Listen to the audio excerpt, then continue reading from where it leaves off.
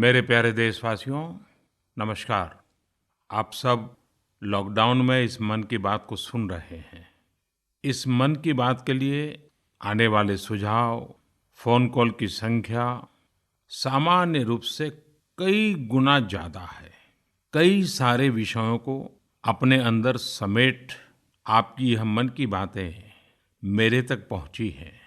मैंने कोशिश की है कि इनको ज़्यादा से ज़्यादा पढ़ पाऊं, सुन पाऊं।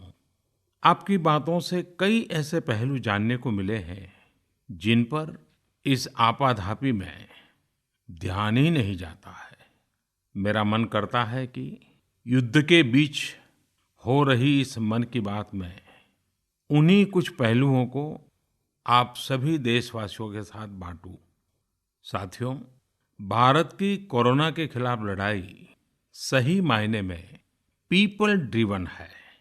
भारत में कोरोना के खिलाफ लड़ाई जनता लड़ रही है, आप लड़ रहे हैं। जनता के साथ मिलकर शासन प्रशासन लड़ रहा है। भारत जैसा विशाल देश जो विकास के लिए प्रयत्नशील है, गरीबी से निर्णायक लड़ाई लड़ रहा है। उसके पास कोरोना से लड़ने और जीतने का यही एक तरीका है। और हम भाग्यशाली हैं कि आज पूरा देश का हर नागरिक, जन जन इस लड़ाई का सिपाही है, लड़ाई का नेतृत्व कर रहा है। आप कहीं भी नजर डालिए, आपको एहसास हो जाएगा कि भारत की लड़ाई पीपल ड्रिवन है। जब पूरा विश्व इस महामारी के संकट से जूझ रहा है, भविष्य में जब इसकी चर्चा होगी, उसकी तौर तरीकों की चर्चा होगी, मुझे विश्वास है कि भारत की यह पीपल ड्रिवन लड़ाई, इसकी जरूर चर्चा होगी। पूरे देश में, गली मोहल्लों में, जगह जगह पर आज लोग एक दूसरे की सहायता के लिए आगे आए हैं। गरीबों के लिए खाने से लेकर राशन की व्यवस्था हो, लॉकडाउन का पालन हो, अस्पतालों की व्यवस्था हो, मेडिकल इक्विपमेंट का देश में ही निर्माण हो, आज पूरा देश एक लक्ष्य, एक दिशा, साथ साथ चल रहा है। ताली, थाली, दिया, मोमबत्ती, इन सारी चीजों ने जो भावनाओं को जन्म दिया, जिस जज्बे से देशवासियों ने कुछ न कुछ करने की ठान ली, हर किसी को इन बातों ने प्रेरित किया है।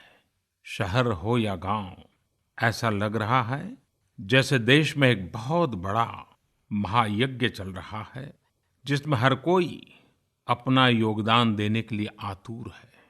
हमारे किसान भाई बहनों को ही देखिए, एक तरफ वो इस महामारी के बीच अपने खेतों में दिन रात मेहनत कर रहे हैं और इस बात की भी चिंता कर रहे हैं कि देश में कोई भी भूखा न सोए। हर कोई अपने सामर्थ्य के हिसाब से इस लड़ाई को लड़ रहा है। कोई किराया माफ कर रहा है, तो कोई अपनी पूरी पेंशन या पुरस्कार में मिली राशि को पीएम केयर्स में जमा करा रहा है। कोई खेत की सारी सब्जियां दान दे रहा है, तो कोई हर रोज सैकड़ों गरीबों को मुफ्त भोजन करा रहा है। कोई मास्क बना रहा है।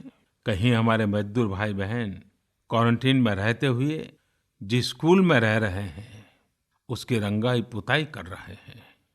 साथियों, दूसरों की मदद के लिए आपके भीतर हृदय के किसी कोने में जो ये उमड़ता घुमड़ता भाव है ना, वही कोरोना के खिलाफ भारत की इस लड़ाई को ताकत दे रहा है। वही इस लड़ाई को सच्चे मायने में पीपल ड्रिवन बना रहा है। और हमने देखा है पिछले कुछ साल में हमारे देश में यह मिजाज बना है, निरंतर मजबूत होता रहा है। चाहे करोड़ों लोगों का गैस सब्सिडी छोड़ना हो, लाखों सीनियर सिटीजन का रेलवे सब्सिडी छोड़ना हो, स्वच्छ भारत अभियान का नेतृत्व लेना हो, टॉयलेट बनाने हो, अनगिनत बातें ऐसी है। इन सारी बातों से पता चलता है हम सबको एक मन, एक मजबूत धागे से पिरो दिया है। एक होकर देश के लिए कुछ करने की प्रेरणा दी है। मेरे प्यारे देशवासियों, मैं पूरी नम्रता पूर्वक, बहुत ही आदर के साथ आज 130 करोड़ देशवासियों की इस भावना को सर झुका करके नमन करता हूँ। आप अपनी भावना के अनुरूप देश के लिए अपनी रुचि के हिसाब से, अपने समय के अनुसार कुछ कर सके, इसके लिए सरकार ने एक डिजिटल प्लेटफॉर्म भी तैयार किया है। ये प्लेटफॉर्म है covidwarriors.gov.in। मैं दोबारा बोलता हूँ, covidwarriors.gov.in। सरकार ने इस प्लेटफॉर्म के माध्यम से तमाम सामाजिक संस्थाओं के वॉलंटियर्स, सिविल सोसाइटी के प्रतिनिधि और स्थानीय प्रशासन को एक दूसरे से जोड़ दिया है। बहुत ही कम समय में इस पोर्टल से 1.25 करोड़ लोग जुड़ चुके हैं। इनमें डॉक्टर, नर्सिस से लेकर हमारी आशा, एएनएम बहनें, हमारे एनसीसी, एनएसएस के साथी, अलग अलग फील्ड के तमाम प्रोफेशनल्स, उन्होंने इस प्लेटफॉर्म को अपना प्लेटफॉर्म बना लिया है। ये लोग स्थानीय स्तर पर क्राइसिस मैनेजमेंट प्लान बनाने वालों में और उसकी पूर्ति में भी बहुत मदद कर रहे हैं। आप भी covidwarriors.gov.in से जुड़कर देश की सेवा कर सकते हैं, कोविड वॉरियर बन सकते हैं।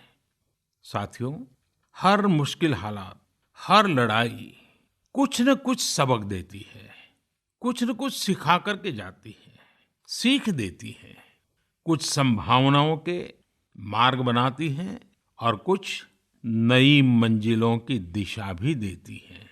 इस परिस्थिति में आप सब देशवासियों ने जो संकल्प शक्ति दिखाई है, उससे भारत में एक नए बदलाव की शुरुआत भी हुई है।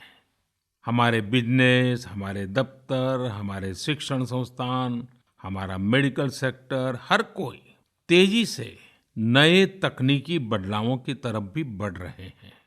टेक्नोलॉजी के फ्रंट पर तो वाकई ऐसा लग रहा है कि देश का हर इनोवेटर नई परिस्थितियों के मुताबिक कुछ न कुछ नया निर्माण कर रहा है।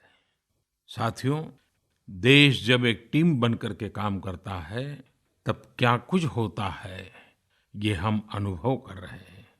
आज केंद्र सरकार हो, राज्य सरकार हो, इनका हर एक विभाग और संस्थान राहत के लिए मिलजुल करके पूरी स्पीड से काम कर रहे हैं। हमारे एविएशन सेक्टर में काम कर रहे लोग हों, रेलवे कर्मचारी हो, ये दिन रात मेहनत कर रहे हैं ताकि देशवासियों को कम से कम समस्या हो। आप में से शायद बहुत लोगों को मालूम होगा कि देश के हर हिस्से में दवाइयों को पहुंचाने के लिए लाइफलाइन उड़ान नाम से एक विशेष अभियान चल रहा है। हमारे इन साथियों ने इतने कम समय में देश के भीतर ही 3 लाख किलोमीटर की हवाई उड़ान भरी है और 500 टन से अधिक मेडिकल सामग्री देश के कोने-कोने में आप तक पहुंचाया है। इसी तरह रेलवे के साथी लॉकडाउन में भी लगातार मेहनत कर रहे हैं ताकि देश के आम लोगों को जरूरी वस्तुओं की कमी ना हो। इस काम के लिए भारतीय रेलवे करीब-करीब 60 से अधिक रेल मार्ग पर 100 से भी ज्यादा पार्सल ट्रेन चला रही है। इसी तरह दवाओं की आपूर्ति में हमारे डाक विभाग के लोग बहुत अहम भूमिका निभा रहे हैं। हमारे ये सभी साथी सच्चे अर्थ में कोरोना के वॉरियर ही हैं। साथियों, प्रधानमंत्री गरीब कल्याण पैकेज के तहत गरीबों के अकाउंट में पैसे सीधे ट्रांसफर किए जा रहे हैं। वृद्धावस्था पेंशन जारी की गई है।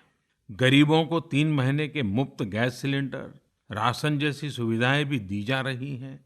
इन सब कामों में सरकार के अलग-अलग विभागों के लोग, बैंकिंग सेक्टर के लोग एक टीम की तरह दिन रात काम कर रहे हैं और मैं हमारे देश की राज्य सरकारों की भी इस बात के लिए प्रशंसा करूंगा कि वो इस महामारी से निपटने में बहुत सक्रिय भूमिका निभा रही हैं। स्थानीय प्रशासन, राज्य सरकारें जो जिम्मेदारी निभा रही हैं, उसकी कोरोना के खिलाफ लड़ाई में बहुत बड़ी भूमिका है। उनका ये परिश्रम बहुत प्रशंसनीय है। मेरे प्यारे देशवासियों, देश भर से स्वास्थ्य सेवाओं से जुड़े लोगों ने अभी हाल ही में जो अध्यादेश लाया गया है, उस पर अपना संतोष व्यक्त किया है। इस अध्यादेश में कोरोना वॉरियर्स के साथ हिंसा, उत्पीड़न और उन्हें किसी रूप में चोट पहुंचाने वालों के खिलाफ बेहद सख्त सजा का प्रावधान किया गया है। हमारे doctor, nurses, paramedical staff, community health workers और ऐसे सभी लोग जो देश को कोरोना मुक्त बनाने में दिन रात जुटे हुए हैं, उनकी रक्षा करने के लिए ये कदम बहुत जरूरी था। मेरे प्यारे देशवासियों, हम सब अनुभव कर रहे हैं कि महामारी के खिलाफ इस लड़ाई के दौरान हमें अपने जीवन को, समाज को, हमारे आसपास हो रही घटनाओं को एक फ्रेश नजरिए से देखने का अवसर भी मिला है। समाज के नजरिए में भी व्यापक बदलाव आया है। आज अपने जीवन से जुड़े हर व्यक्ति की अहमियत का हमें आभास हो रहा है। हमारे घर में काम करने वाले लोग हों, हमारी जरूरतों को पूरा करने के लिए काम करने वाले हमारे सामान्य कामगार हों, पड़ोस की दुकानों में काम करने वाले लोग हों, इन सब की कितनी बड़ी भूमिका है, हमें ये अनुभव हो रहा है।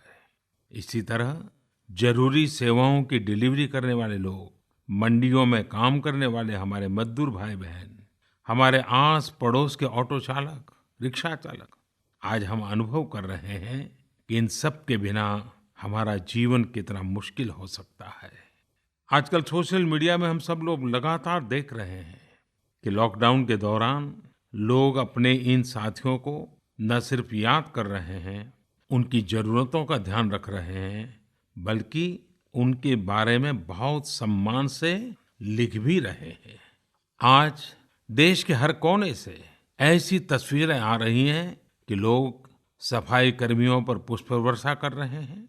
पहले उनके काम को संभवतः आप भी कभी नोटिस नहीं करते थे। डॉक्टर हो, सफाई कर्मी हो, अन्य सेवा करने वाले लोग हो, इतना ही नहीं, हमारी पुलिस व्यवस्था को लेकर भी आम लोगों के सोच में काफी बदलाव हुआ है। पहले पुलिस के विषय में सोचते ही नकारात्मकता के सिवाय हमें कुछ नजर नहीं आता था। हमारे पुलिसकर्मी आज गरीबों, जरूरतमंदों को खाना पहुंचा रहे हैं, दवा पहुंचा रहे हैं। जिस तरह से हर मदद के लिए पुलिस सामने आ रही है, इससे पुलिसिंग का मानवीय और संवेदनशील पक्ष हमारे सामने उभर करके आया है, हमारे मन को झकझोर दिया है, हमारे दिल को छू लिया है। एक ऐसा अवसर है जिसमें आम लोग पुलिस से भावात्मक तरीके से जुड़ रहे हैं। हमारे पुलिस कर्मियों ने इसे जनता की सेवा के एक अवसर के रूप में लिया है और मुझे पूरा विश्वास है इन घटनाओं से आने वाले समय में सच्चे अर्थ में बहुत ही सकारात्मक बदलाव आ सकता है और हम सब ने इस सकारात्मकता को कभी भी नकारात्मकता के रंग से रंगना नहीं है। साथियों, हम अक्सर सुनते हैं प्रकृति, विकृति और संस्कृति।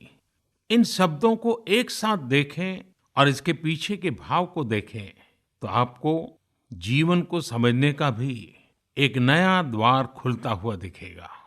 अगर मानव प्रकृति की चर्चा करें तो ये मेरा है, मैं इसका उपयोग करता हूँ।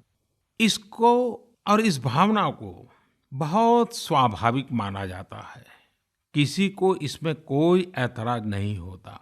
इसे हम प्रकृति कह सकते हैं। लेकिन जो मेरा नहीं है, जिस पर मेरा हक नहीं है, उसे मैं दूसरे से छीन लेता हूँ, उसे छीनकर उपयोग में लाता हूं तो हम इसे विकृति कह सकते हैं। इन दोनों से परे, प्रकृति और विकृति से ऊपर जब कोई संस्कारित मन सोचता है या व्यवहार करता है तो हमें संस्कृति नजर आती है।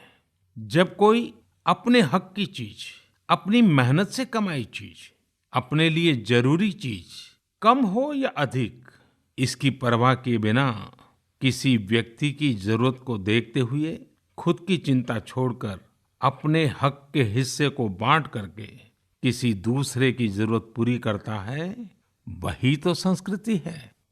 साथियों, जब कसौटी का काल होता है तब इन गुणों का परीक्षण होता है। आपने पिछले दिनों देखा होगा कि भारत ने अपने संस्कारों के अनुरूप, हमारी सोच के अनुरूप, हमारी संस्कृति का निर्वहन करते हुए कुछ फैसले लिए। संकट की इस घड़ी में दुनिया के लिए भी, समृद्ध देशों के लिए भी दवाइयों का संकट बहुत ज्यादा रहा है। एक ऐसा समय है कि अगर भारत दुनिया को दवाइयां न भी दे तो कोई भारत को दोषी नहीं मानता। हर देश समझ रहा है कि भारत के लिए भी उसकी प्राथमिकता अपने नागरिकों का जीवन बचाना है। लेकिन साथियों, भारत ने प्रकृति विकृति की सोच से परे होकर फैसला लिया। भारत ने अपनी संस्कृति के अनुरूप फैसला लिया। हमने भारत की आवश्यकताओं के लिए जो करना था उसका प्रयास तो बढ़ाया ही, लेकिन दुनिया भर से आ रही मानवता की रक्षा की पुकार पर भी पूरा ध्यान दिया। हमने विश्व के हर जरूरतमंद तक दवाइयों को पहुंचाने का बीड़ा उठाया और मानवता के इस काम को करके दिखाया। आज जब मेरी अनेक देशों के राष्ट्राध्यक्षों से फोन पर बात होती है तो वो भारत की जनता का आभार जरूर व्यक्त करते हैं। जब वो लोग कहते हैं thank you India, thank you people of India, तो देश के लिए गर्व और बढ़ जाता है। इसी तरह इस समय दुनिया भर में भारत के आयुर्वेद और योग के महत्व को भी लोग बड़े विशिष्ट भाव से देख रहे हैं। सोशल मीडिया पर देखिए, हर तरफ इम्यूनिटी बढ़ाने के लिए किस तरह से भारत के आयुर्वेद और योग की चर्चा हो रही है। कोरोना की दृष्टि से आयुष मंत्रालय ने इम्यूनिटी बढ़ाने के लिए जो प्रोटोकॉल दिया था, मुझे विश्वास है कि आप लोग इसका प्रयोग जरूर कर रहे होंगे। गर्म पानी, काढ़ा और जो अन्य दिशा निर्देश आयुष मंत्रालय ने जारी किए हैं वो आप अपनी दिनचर्या में शामिल करेंगे तो आपको बहुत लाभ होगा। साथियों, वैसे ये दुर्भाग्य रहा है कि कई बार हम अपनी ही शक्तियां और समृद्ध परंपराओं को पहचानने से इनकार कर देते हैं।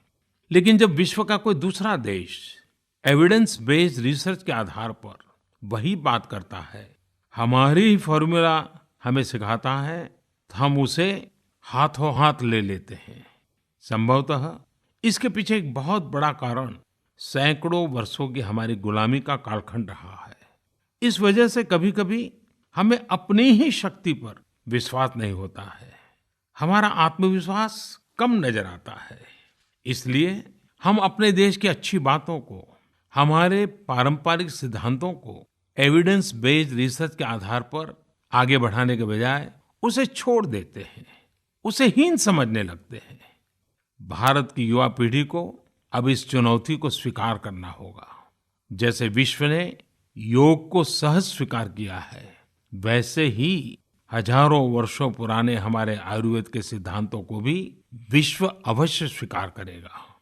हाँ, इसके लिए युवा पीढ़ी को संकल्प लेना होगा और दुनिया जिस भाषा में समझती है उस वैज्ञानिक भाषा में हमें समझाना होगा, कुछ करके दिखाना होगा। साथियों, वैसे कोविड-19 के कारण कई सकारात्मक बदलाव हमारे काम करने के तरीके, हमारी जीवन शैली और हमारी आदतों में भी स्वाभाविक रूप से अपनी जगह बना रहे हैं। आपने सबने भी महसूस किया होगा इस संकट ने कैसे अलग-अलग विषयों पर हमारी समझ और हमारी चेतना को जागरूक किया है। जो असर हमें अपने आसपास देखने को मिल रहे हैं, इनमें सबसे पहला है मास्क पहनना और अपने चेहरे को ढककर रखना। कोरोना की वजह से बदलते हुए हालात में मास्क भी हमारे जीवन का हिस्सा बन रहा है। वैसे हमें इसकी भी आदत कभी नहीं रही कि हमारे आसपास के बहुत सारे लोग मास्क में दिखे, लेकिन अब हो यही रहा है। हाँ, इसका ये मतलब नहीं है कि जो मास्क लगाते हैं वे सभी बीमार हैं। और जब मैं मास्क की बात करता हूं तो मुझे एक पुरानी बात याद आती है। आप सबको भी याद होगा, एक जमाना था कि हमारे देश के कई ऐसे इलाके ऐसे होते थे कि वहां अगर कोई नागरिक फल खरीदता हुआ दिखता था तो आस पड़ोस के लोग उसको जरूर पूछते थे, क्या घर में कोई बीमार है? यानी फल मतलब बीमारी में ही खाया जाता है, ऐसी एक धारणा बनी हुई थी। हालांकि समय बदला और ये धारणा भी बदली। वैसे ही मास्क को लेकर भी धारणा अब बदलने वाली ही है। आप देखिएगा, मास्क अब सभ्य समाज का प्रतीक बन जाएगा। अगर बीमारी से खुद को बचना है और दूसरों को भी बचाना है तो आपको मास्क लगाना पड़ेगा। और मेरा तो सिंपल सुझाव रहता है, गमछा मुंह ढकना है। साथियों, हमारे समाज में एक और बड़ी जागरूकता ये आई है कि अब सभी लोग ये समझ रहे हैं कि सार्वजनिक स्थानों पर थूकने के क्या नुकसान हो सकते हैं। यहाँ वहाँ कहीं पर भी थूक देना गलत आदतों का हिस्सा बना हुआ था। ये स्वच्छता और स्वास्थ्य को गंभीर चुनौती भी देता था। वैसे एक तरह से देखें तो हम हमेशा से ही इस समस्या को जानते रहे, लेकिन ये समस्या समाज से समाप्त होने का नाम ही नहीं ले रही थी।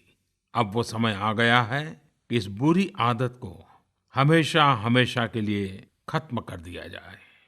कहते भी हैं कि बेटर लेट देन नेवर।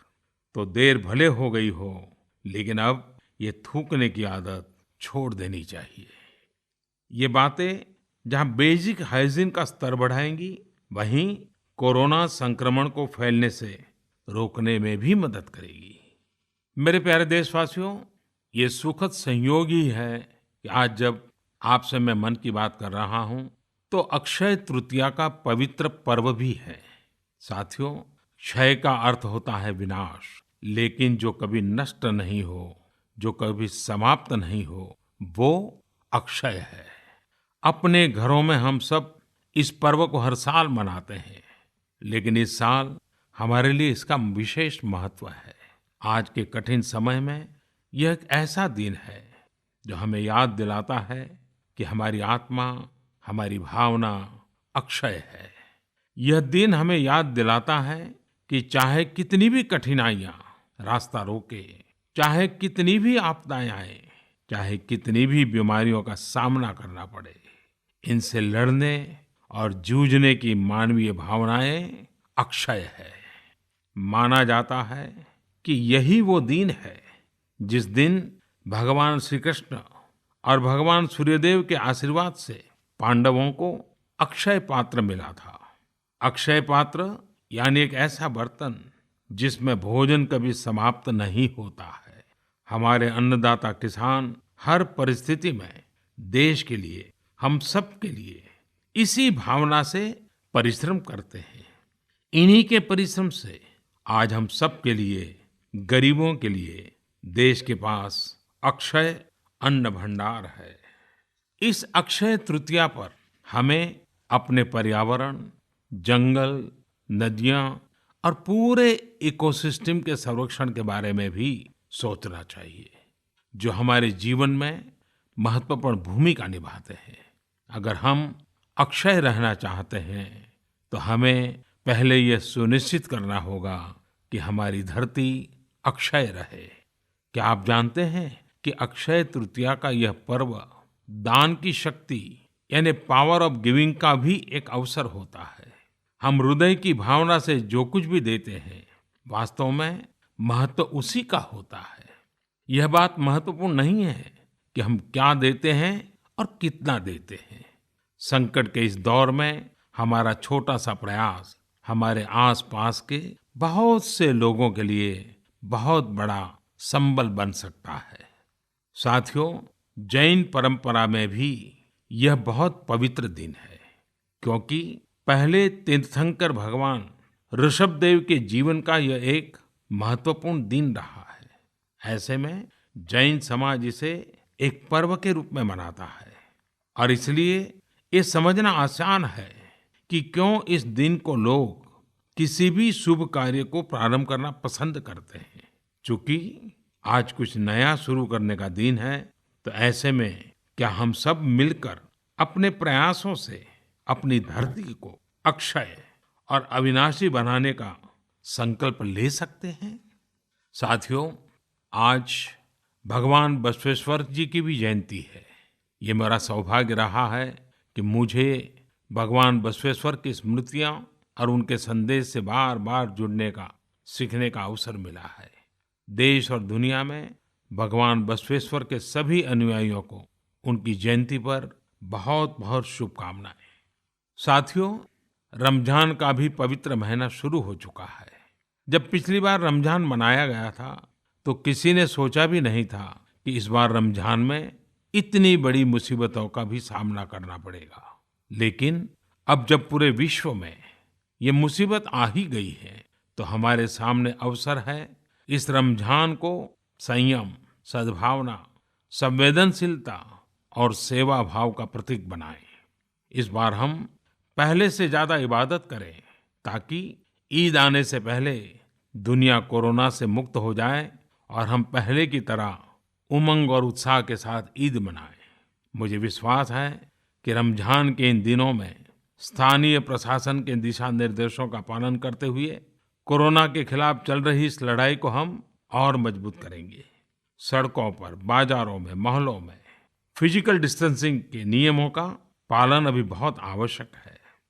मैं आज उन सभी कम्युनिटी लीडर्स के प्रति भी आभार प्रकट करता हूं जो 2 गज दूरी और घर से बाहर नहीं निकलने को लेकर लोगों को जागरूक कर रहे हैं।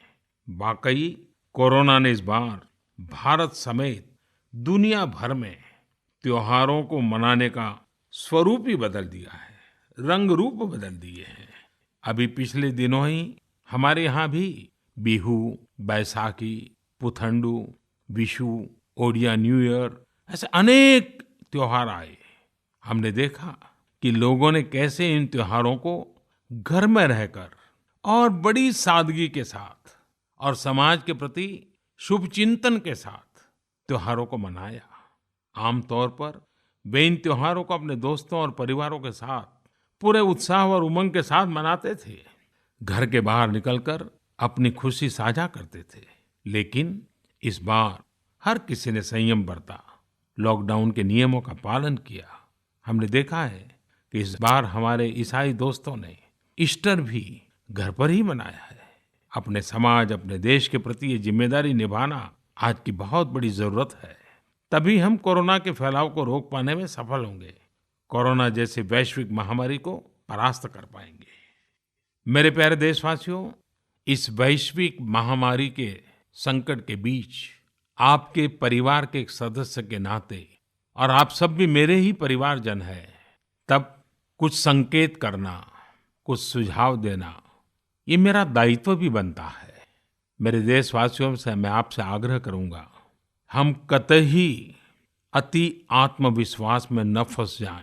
हम ऐसा विचार न पाल लें कि हमारे शहर में, हमारे गांव में, हमारी गली में, हमारे दफ्तर में अभी तक कोरोना पहुंचा नहीं है, इसलिए अब पहुंचने वाला नहीं है।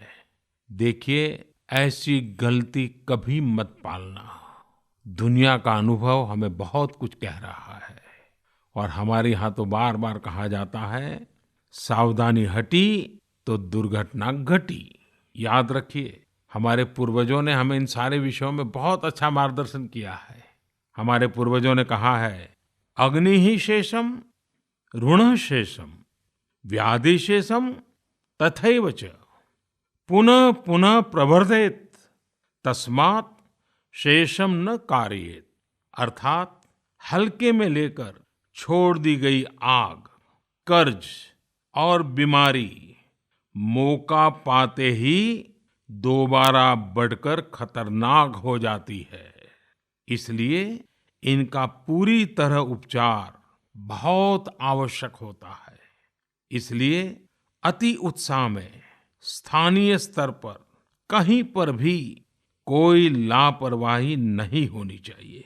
इसका हमेशा हमेशा हमने ध्यान रखना ही होगा।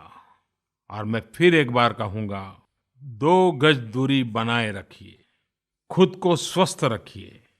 2 गज दूरी बहुत है जरूरी। आप सबके उत्तम स्वास्थ्य की कामना करते हुए मैं मेरी बात को समाप्त करता हूं। अगली मन की बात के समय जब मिले, तब इस वैश्विक महामारी से कुछ मुक्ति की खबरें दुनिया भर से आए, मानवजात इन मुसीबतों से बाहर आए, इसी प्रार्थना के साथ आप सबका बहुत बहुत धन्यवाद।